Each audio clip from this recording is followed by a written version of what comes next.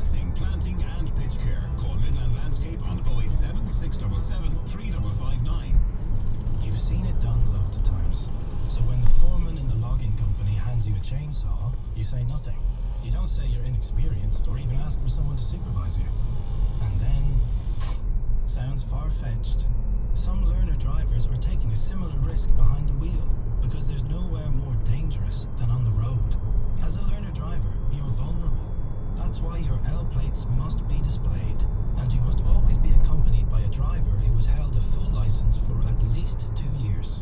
So don't risk prosecution, or worse. From the Road Safety Authority, safer roads. Only you can get us there. Booking your test? Remember, unofficial sites may try and overcharge you.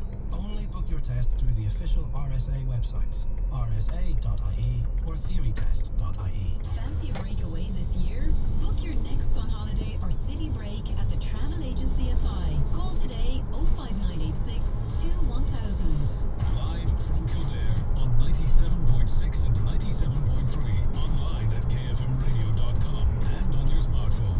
This is KFM News. It's 8 o'clock. Good evening. I'm Kieran Evrin. TDs from across the political divide have told the Dáil that RTE got it wrong in settling a legal dispute taken by members of the Iona Institute. The state broadcaster paid €85,000 to settle the claim arising from comments made by a guest on the Saturday night show last month. Several gay TDs spoke about their experiences of homophobia in Ireland. Labour's John Lyons was one of them. Just before Christmas, I walked from my own house around to the centre where a bunch of teenagers called me gay or some other name they call us, you know. I thought, I was living in a society where this stuff isn't acceptable anymore. But yet, when people challenge people on these issues, and that's what Rory O'Neill did on the Saturday night show, he called it what it is. When it walks like a duck, quacks like a duck, looks like a duck, it must be a duck.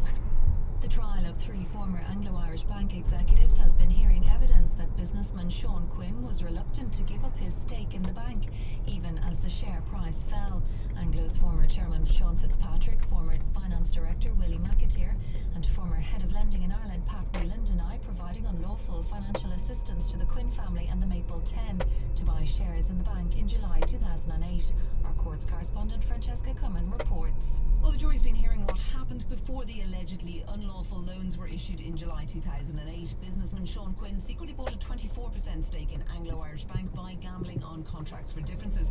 This concerned and surprised Anglo chairman Sean Fitzpatrick, according to the former CEO of the Quinn Group, Liam McCaffrey. He said Mr Quinn was unwilling to dilute his stake even after the St Patrick's Day massacre of 2008, when Bear Stearns collapsed and Anglo's shares fell significantly. His evidence was that Mr Quinn had an underlying belief the share price would recover, but eventually agreed to shed some of his interest, by which stage there was no interested buyer.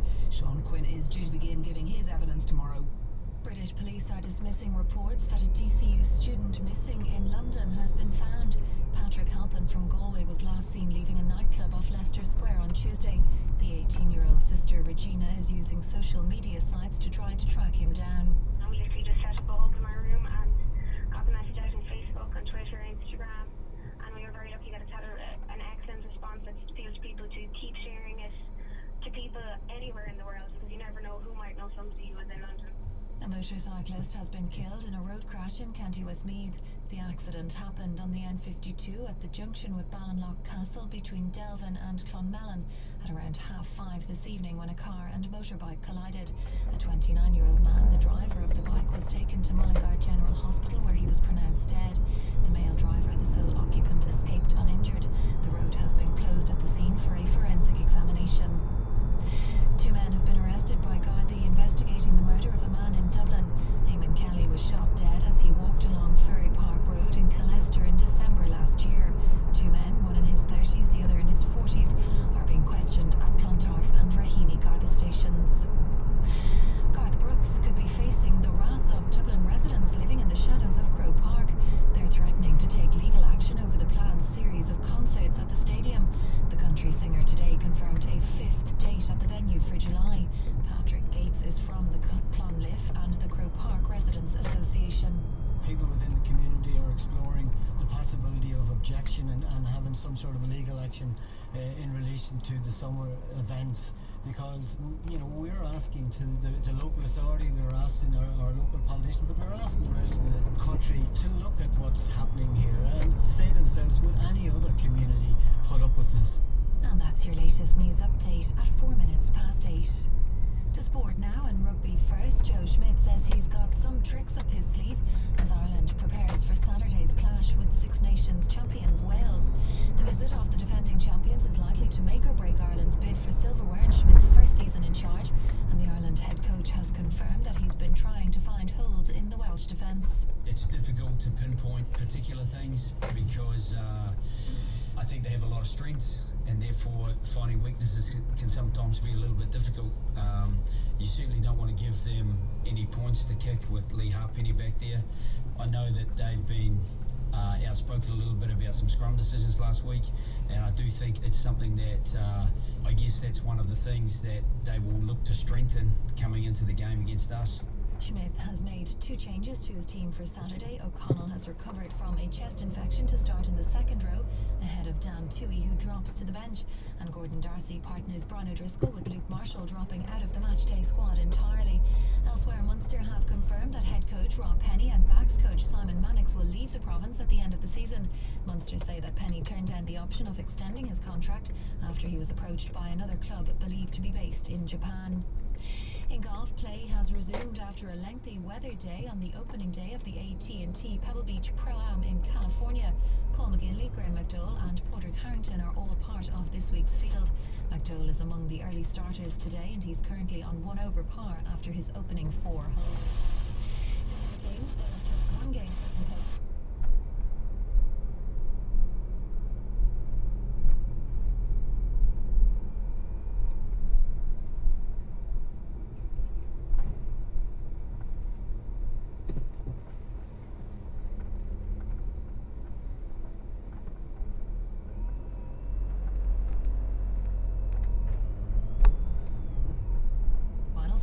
With GCD at home to Dublin rivals DCU, while UCC take on Cork IT at the Mardag.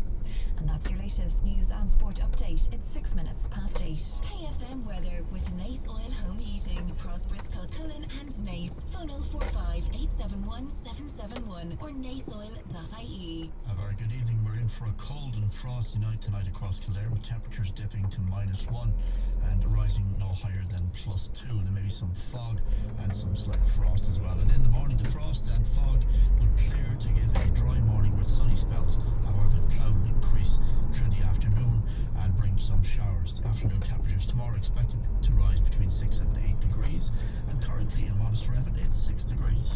K Country with Liam Kett, KFM.